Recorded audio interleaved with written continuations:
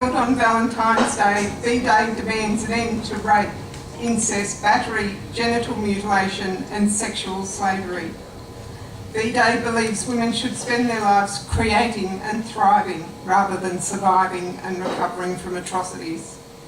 To date, the V-Day movement has raised over $80 million funding education campaigns, women's shelters and over 12,000 community-based anti-violence programs and safe houses in locations from the Democratic Republic of Congo, where 180 Congolese women survivors a year will benefit from group therapy, self-defence, education on HIV/AIDS, family planning, economic empowerment, horticulture, storytelling, theatre and dance.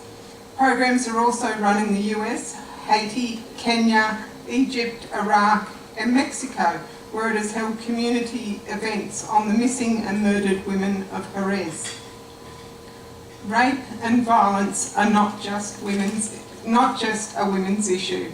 It's a political issue that impacts on every culture and every level of society. It's a culture of silence and tolerance of violence and a low conviction rate that condones the continuing violence perpetrated against women and girls.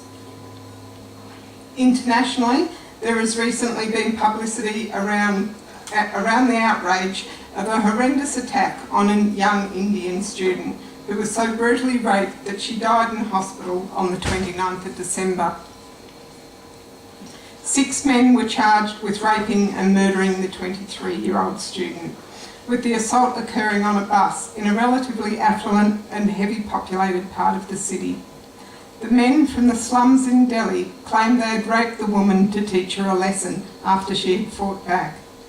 While some have called for the introduction of the death penalty for rape, many women fear that the death penalty will in fact result in a lower conviction rate. In 2011, in India, a woman was raped every 22 minutes, and this was a 23% increase from 2008.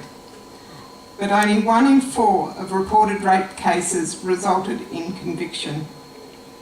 The acceptance and condoning of rape by Indian authorities is reflected in the current internet campaign, and I encourage you all to participate in this, calling for the resignation of 260 current parliamentarians who have been accused of rape or assault. That's why anti-violence protesters are currently having water cannons fired on them. But women are working together to fight back. A prominent leader of India's ruling Congress party, Bikram Singh Brahma, was recently attacked by villagers after breaking into a woman's house at 2 a.m. and raping the mother of 2. And in Banda region of Uttar Pradesh, a gang of women activists called the Gulabi Gang, or Women in Pink, joined forces in response to widespread violence against women. The Gulabi visit husbands and beat them with bamboo sticks. They have also stopped child marriages and protested dowry and female illiteracy, and also stormed an electricity office that shut off power trying to extract bribes.